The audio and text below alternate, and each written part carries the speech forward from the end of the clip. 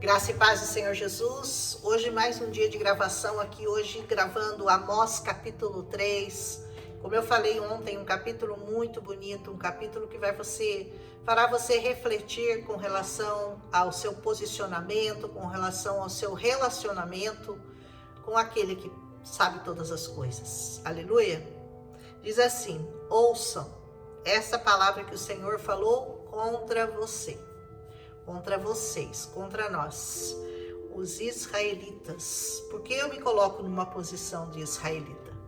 Porque nós servimos ao grande Deus de Israel e nós reconhecemos ao Senhor Jesus da tribo de Judá como nosso Senhor, como nosso Salvador.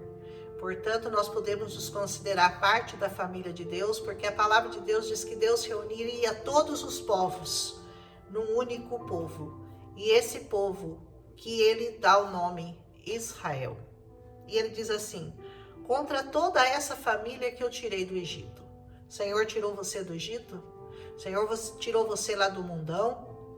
Tirou você daquele mundo de perdição, de bebedice, de prostituição, de cigarro, de drogas, de mentira, de inveja, de contenda, de roubo. O Senhor tirou você desse mundo? Então saiba que você está incluído nessa palavra aqui. E essa palavra não é contra o seu inimigo. Nem sempre o Senhor fala contra o seu inimigo. Porque muitas vezes o seu grande inimigo é você mesmo. Você é o seu maior inimigo. Você precisa, todas as vezes, estar se colocando na posição de uma pessoa que se autoanalisa. Alguém que busca entender e que busca se compreender e busca saber qual é o ponto em que você está divergindo do Senhor. Em que ponto da sua vida você diverge das ideias do Senhor. E nesse momento ele coloca todo aquele povo para refletir sobre isso. Escolhi apenas vocês de todas as famílias da terra, por isso eu os castigarei. Porque eu escolhi vocês, vou castigá-los. Porque um pai que ama o filho, ele castiga. Ele não passa sua mão na cabeça, ele não aprova todas as atitudes, ele não deixa o filho ficar um irresponsável, um inconsequente. Pelo contrário, ele educa. E às vezes a repreensão é necessária. Por causa de todas as suas maldades. Essa maldade que está em nós, ela habita em nós, ela é inerente a nós. Não adianta nós tentarmos fugir dela, nós temos que lutar contra ela. E o Senhor é o nosso ajudador, é aquele que vai nos ajudar a nos posicionarmos contra nós mesmos, contra aquilo que é da nossa natureza. Porque todos os dias nós temos que estar vigilantes com relação a nós mesmos e aos nossos pensamentos. Duas pessoas andarão juntas se não tiver de acordo, se elas não tiverem de acordo. Você pode andar com Deus se você estiver em desacordo com a palavra de Deus? Você quer que Deus respeite a sua opinião? Você quer que Deus aceite o seu pecado? Você quer impor coisas a Deus? Saiba que isso não vai acontecer. Porque se você tentar andar fora da palavra de Deus, o que vai acontecer é que Deus não vai andar com você. Se você não estiver de acordo com Ele, Ele vai se apartar de você. Porque você não pode andar junto com Ele e querer andar junto com Ele e não estar de acordo com Ele. Assim acontece também numa sociedade, assim acontece num casamento, assim acontece em todas as situações. Você tem que escolher os seus amigos, amigos que pensam como você, amigos que agem como você, amigos que têm coisas em comum com o que você acredita, com o que você pensa. Porque você não pode querer andar com uma pessoa que não tem nada a ver com o que você acredita, com o que você vive, com o que você é, e você está querendo dizer que você anda com ele, mas que você não pensa exatamente como ele, que você não age como ele. Se você está andando junto, presta atenção nisso. O leão ruge na floresta se ele não apanhou nenhuma presa? Vai rugir se ele não tiver apanhado presa? Não, o leão só vai rugir se ele apanhar uma presa. O leão novo ruge em uma toca se ele não caçou nada? Também não. Olha os exemplos que o Senhor vai dando, né? Cai o pássaro num laço se não há armadilha? Não, porque se ninguém fez armadilha, o pássaro não cai no laço. Será que a armadilha do laço se desarma se nada for apanhado? Não, só desarma se algo for apanhado. Os exemplos que o Senhor vai dando para dizer, para demonstrar que para você andar com Ele, você tem que estar de acordo com as leis dEle, de acordo com os mandamentos dEle, são muito interessantes, são muito inteligentes, né? O Senhor tem exemplos que são maravilhosos, né? Que a gente fica admirado de como a sabedoria do Senhor é tão grande, como Ele dava sabedoria a esse Amós, que nem profeta não era, nem estudou para ser profeta, era um homem simples, um criador de ovelhas. E, no entanto, olha o que ele escreve, né? Olha a sabedoria que foi dada a ele, porque o Senhor falava com ele. Amém? Quando a trombeta toca na cidade, o povo não treme? Não é sinal de que o inimigo está chegando? O povo não treme? Ocorre alguma desgraça na cidade sem que o Senhor a tenha mandado? Acontece alguma coisa sem que tenha a permissão do Senhor? Não, nada acontece se o Senhor não permitir. Nem um fio do seu cabelo aqui cai sem a permissão do Senhor. Nenhuma folha da árvore cai sem a permissão do Senhor. Certamente o Senhor soberano não faz coisa alguma sem revelar seu plano aos seus servos. Olha que coisa linda, né?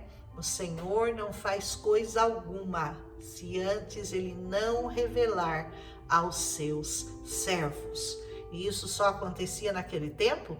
Não, agora muito mais, porque agora o Espírito Santo que habita em nós, ele tem esse poder, ele nos dá esse privilégio, essa capacidade, né, de nós sabermos o que o Senhor vai fazer, como o Senhor vai agir, porque Ele não deixa que nada aconteça sem antes ter nos avisado.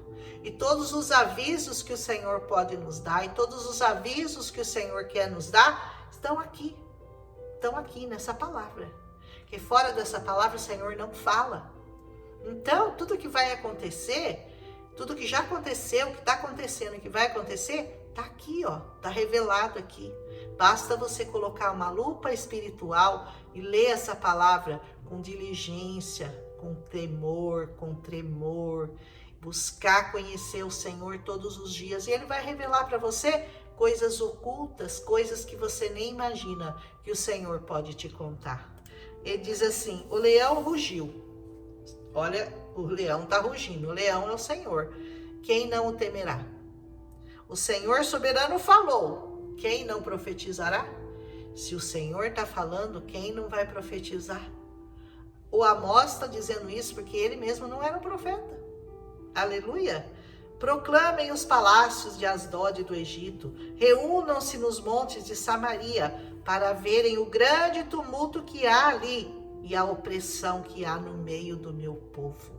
O Senhor estava conclamando a todos para que virassem os seus olhos para aquele lugar, para que se reunissem naqueles montes de Samaria, onde o pecado estava sendo cometido, e verem, e notarem, e se aperceberem daquilo que estava ocorrendo, da opressão que estava sendo feita ao povo. Vocês lembram ontem que nós falamos que vendiam um justo a troco de miséria, a troco de roupa, a troco de um vinho? Eles vendiam, eles negociavam, eles escravizavam o povo a troco de porcaria. Como trocaram Jesus por 30 moedas de prata, também vendiam os justos daquela época por prata, como nós vimos no capítulo anterior. Eles não sabem como agir direito, declara o Senhor. Eles que acumulam em seus palácios o que eles roubaram, o que eles saquearam. Ai daqueles que saqueiam, que roubam o povo e que acumulam grandes fortunas em seus palácios para seu próprio deleite. Ai daqueles, porque o Senhor vai cobrar pela vida de cada pobre que deixou de comer, que deixou de beber, que deixou de vestir por causa do roubo de alguns que estavam em seus palácios, que estavam governando aquela nação. Portanto, assim diz o Senhor, o inimigo está cercando o país. Ele derrubará suas fortalezas e saqueará os seus palácios. Naquela época, eles foram saqueados, eles foram cercados, eles foram roubados. E isso vai voltar a acontecer, porque isso daqui que já aconteceu também é uma profecia para o grande dia do Senhor. Assim diz o Senhor: assim como o pastor arranca da boca do leão só 2 ossos da perna ou um pedaço da orelha, assim serão arrancados os israelitas de Samaria. O Senhor não estava contente com Samaria, aquele lugar que o Senhor não havia decretado que seria um lugar de adoração. Existe lugar certo de adorar a Deus. Eu já falei isso aqui. Procurem lugar certo de adoração. Procurem conhecer o lugar, saber se aquele lugar realmente está santificado, se aquele lugar o Senhor realmente habita, se ali não tem mentira, se ali não tem inveja, se ali não tem traição, se ali não tem roubo.